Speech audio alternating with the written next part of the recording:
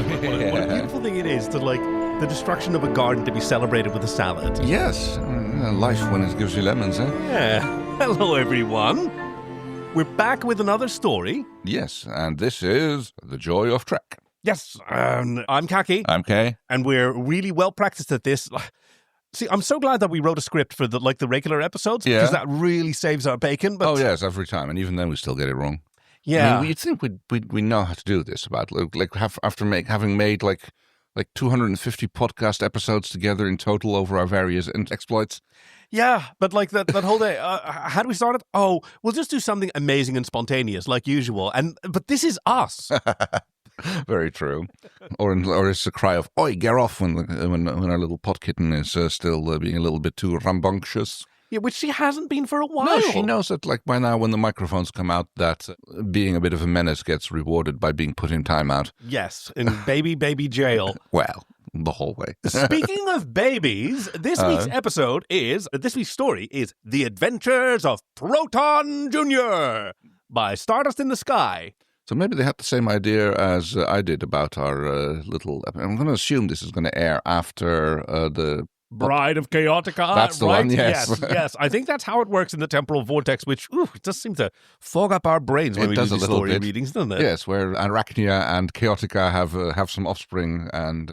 Oh, no, wait, Proton Jr. No, it's Proton Jr. No, yeah, of course. Oh, well. So, Proton and Miss Good Boobs get it on, I guess? Let me see. Any warnings? No, relationship is Tom Paris and Belana Torres. There's references to Miral Paris. Who's that? I think Miral is their future daughter. Oh, okay. I think in the finale of Voyager, right, in the far future, we see their daughter Miral being, an action officer. Oh, okay. And that's Belana, I assume. Belana and Paris, I assume. Yes, Torres and Paris, I should say. So it was supposed to be a quiet Saturday. Tom, Harry, and Miral have a different kind of day planned for Belana. Ooh. Oh. Because... I'm sorry. There's some notes here because a user on Tumblr, and the username is Riker's Sex Blouse. I think I know which one that is. I know, me too. It's the satin number. It's so good. I want a sex blouse. Because Riker's Sex Blouse on Tumblr reblogged this post with my tags about Tom and Harry playing Captain Proton with Miral. And Belana being forced to tag along, and told me that she would read it if a fanfic were to arise from the idea. So this was a challenge. I guess so. At least a challenge set by the author themselves. Originally published in 2015. No other notes worth noting here, so I think we're ready to warp. Do you want to... All right, I'll press the button. It's top right one, is it? Yes, it is.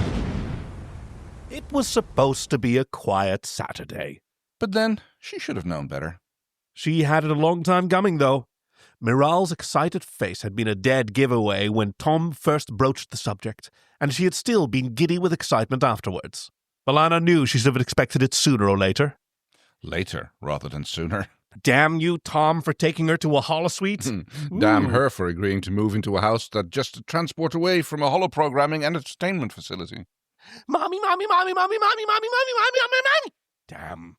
Belana sat perched on a stool by the kitchen counter, holding a large mug of coffee as the 4-year-old bounced animatedly.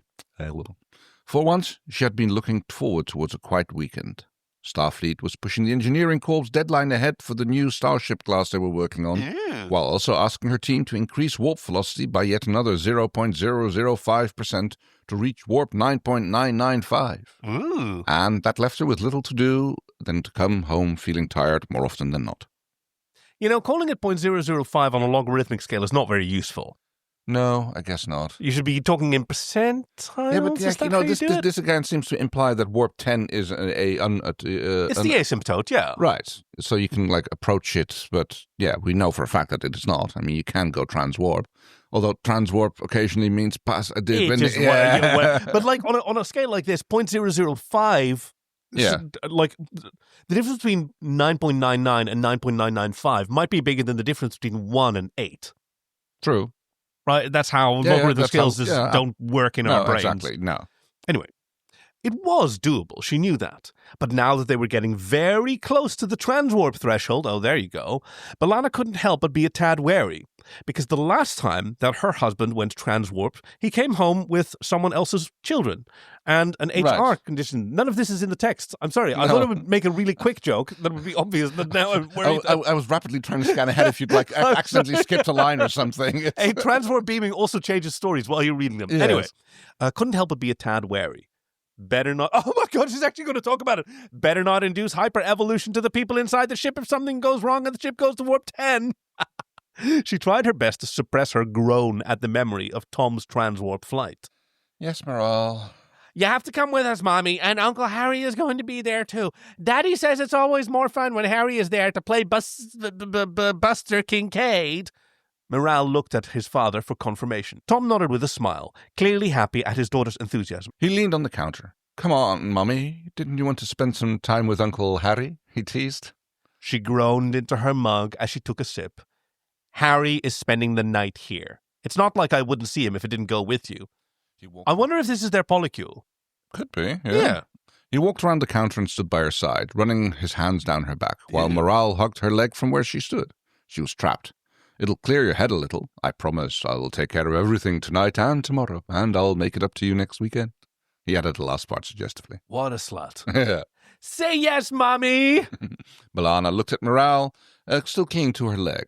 She was staring up at her mother with adoration in her beautiful brown eyes. Balana felt her resolve melt. Aww. She ran a hand over her daughter's head and threaded her fingers in the soft brown curls. Surprisingly enough, Morale's dark hair had gotten a bit lighter by the time she turned 2 years old, and unlike her mother at that age, Morale didn't seem to be bothered by the ridges on her forehead. They were, after all, living in San Francisco. It wasn't Keswick 4, she had to remind herself. Yeah. Say yes, Mommy, Tom repeated, kissing a spot just below her ear. All right, you both win, she agreed, sighing for good measure and shaking her head as father and daughter high-fived each other. Yeah! It was a reunion full of laughter. Harry was literally glowing with excitement at being back on Earth with his friends and goddaughter. Between him and Morale, Balana wasn't sure who was the most excited about this whole thing. You have no idea how dull it is on this ship, Harry said as they entered the entertainment facility. I feel like it's all work and no play. All work and no play makes Harry a dull boy. Harry, Tom chuckled. It's only been a week. How would you know? Hey, remember how you already were permanent fixtures in the Sandia program by week 1? Balana remarked with a smirk. Playing pool and kissing hollow women? Oh, yes. Sandrines, the sort of pool club in Marseille that they created on the holodeck. Right, yes. Tom cleared his throat while Harry snorted. Anyway, why did they transfer you anyway? Are you already tired of simple space exploration, Lieutenant? Ooh. Harry shrugged. Well, they want to get us a closer look at the Hirogen relay network and where the Borg transwarp network used to be, because there's still some residual energy there. It had been quiet so far, but now that things are starting to look up again after the Dominion War, everyone seems a little twitchy of potential threats so close to Federation space. Since the Hirogen don't have a government and are scattered across the Delta Quadrant, it means that peace treaties with a faction don't mean that it'll be accepted by others. And, well, the Borg like to come and visit every now and then, so Starfleet wants to be really prepared this time. And here I thought we only had to worry about the Romulans, Tom grimaced. Like I said, Starfleet wants to be prepared. Right, Balana? Balana only nodded. Both men knew that the new class the Engineering Corps was working on wasn't simply exploration vessels. Tom wasn't sure he liked what it meant. The doctor said 7 was going to. Harry nodded. Yes, they wanted people from the Voyager staff for this mission, since we encountered both several times. Plaintive voice sounded just then, and a small hand tugged on Tom's fingers. Daddy, we know the badgers, Miral said seriously. Tom rested his hand on top of her head. You're right, sport. Let's go get 'em. Harry and Balana watched them go to the reception deck. Now, how does it really feel being on the Intrepid? He sighed. A little strange, actually. I mean, I've been pretty much out there ever since we came home, but it looks like I'm back on Voyager, except I'm not. Everything looks the same, except I don't have my best friends at the helm or in engineering. And seriously, the mess hall lacks in character, he added cheekily. Balana laughed, locked an arm around his, and bumped his shoulder playfully. Well, I do miss Neelix. I can't say the same for his cuisine. Thank you very much. They were interrupted, still laughing over some of Neelix's most colorful attempts, when Tom came back with their badges, Miral in tow. And there you are, Tom said, handing them both badges that held their names and the number of their allocated holosuite, and which also allowed communication. What are the two of you laughing about? Balana stroked his arm and shook her head. You don't want to know. Your favorite meal, actually, Harry cut in, pausing for effect before going in for the kill. Leola root. Oh, come on, Harry, Tom groaned. That joke is seriously getting old. He checked the chronometer on the far wall, then nodded towards a corridor going east. All right, the clock's ticking. Let's go and get changed. Balana had been relieved to learn she wasn't going to play the part of Constance Goodboobs, which only resulted...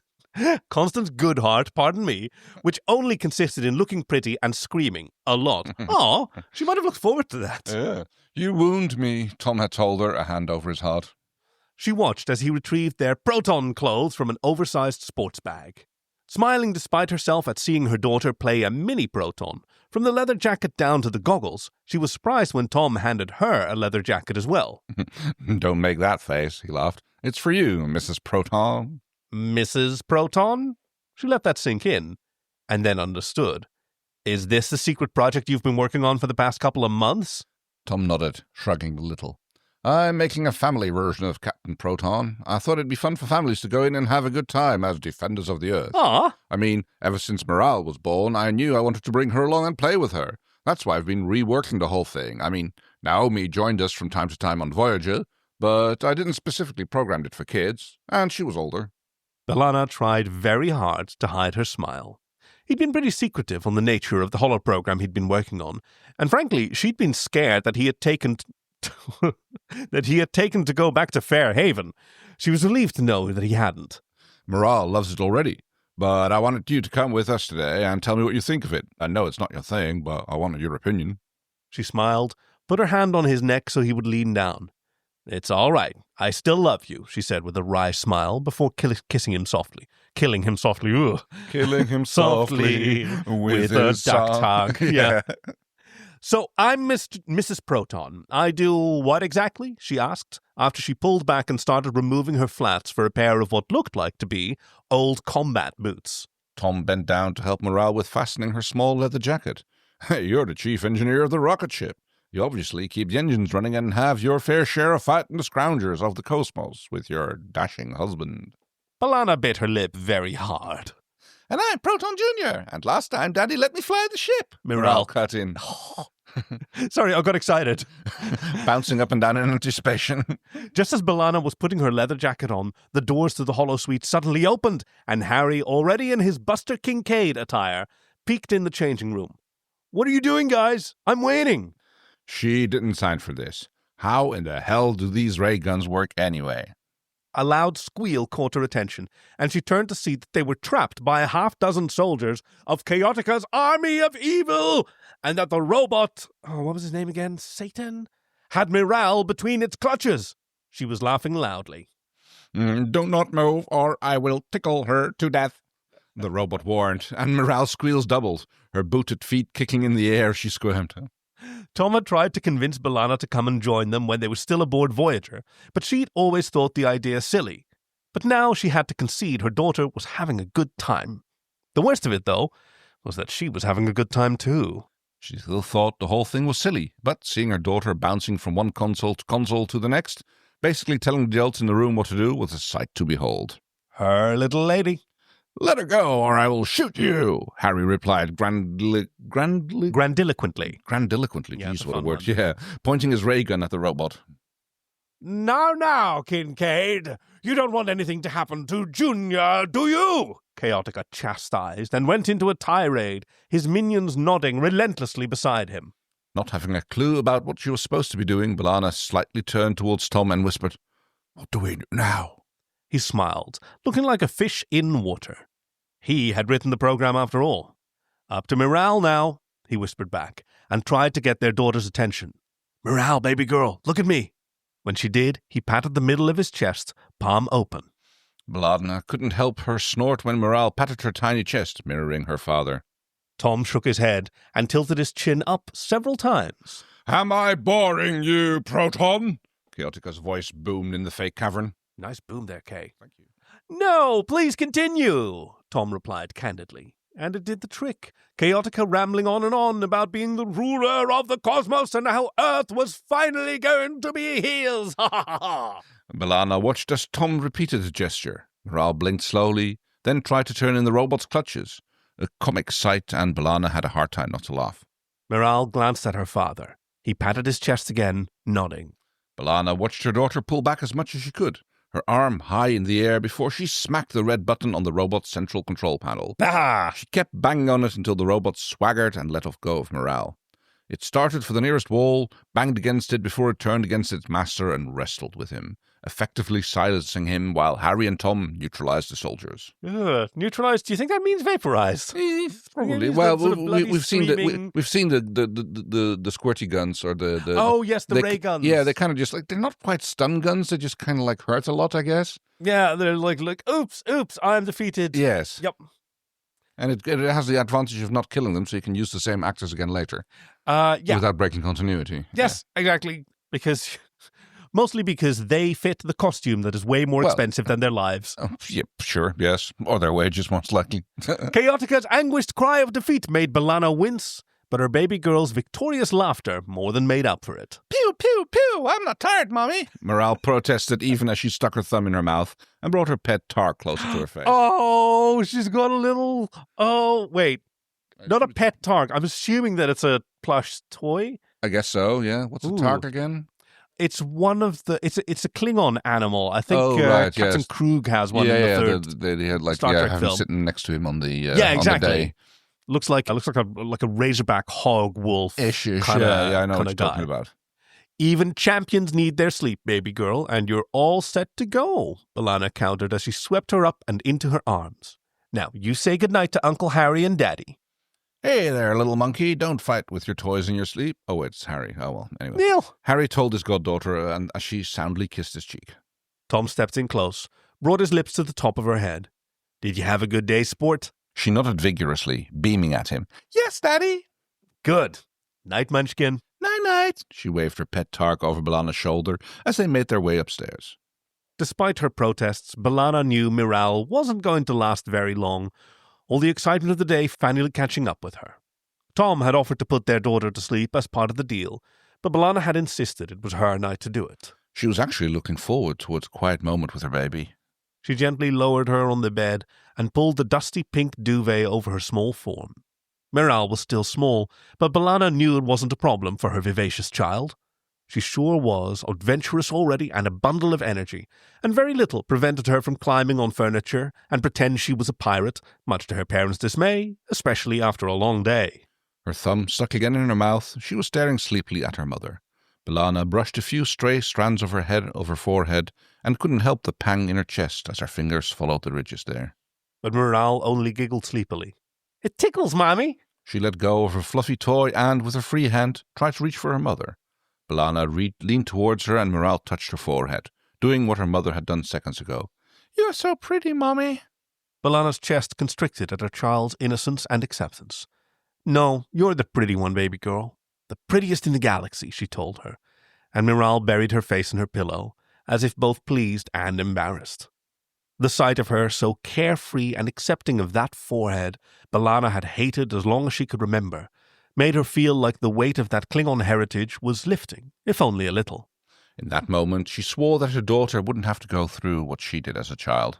She hummed quietly until Miral's breathing evened, and watched her as she slept. It had been a very good day. The best. The end. Oh, that was adorable. Brought a little tear to my eye. Yeah. Well done, Stardust in the Sky. Oh, I was sort of ready for some sort of bizarre comedy of errors and more grandiloquence. No, this is all very wholesome. Yeah, but what a wonderful thing to turn this into like a family adventure. Indeed, it is. So, thank you, Stardust in the Sky, for that story, and the Chief for picking it out for us. Yes. Let's see what he has in store for us next time. Next time, we have When on Ryza by Seema G. Worf and Dax discover one of the hidden delights of Ryza. Oh, dear. Oh, wow. Considering all the public delights on Ryza, one can only... And it's Worf and Dax. Oh, they did not have a great time together last time. Ooh, very true. So, thank you very much for joining us. Next week we will doing a regular episode, as the chief will tell you about right now. Thank you. And after that, we'll be reading When in Ryza. I'm really looking forward to that. But in the meantime, if you've already, I was going to say it. If you've already gone to joyoftrek.com/links, then you've got links there to submitting an episode of Star Trek that you think we should read, or contributing to our Patreon, which is always very welcome. And probably a few links to our socials as well. We're mostly on Blue Sky when I remember. But right now, I think there's only one more thing we have to do. The hell is this? I'm leaving Starfleet. Energize! We hope you've enjoyed this week's episode with your friends Kay and Kaki, production and editing by your chief engineer Greg, and music by Fox Amore. Join us next week for Masks, TNG 717, followed by When on Ryza, the fan fiction reading.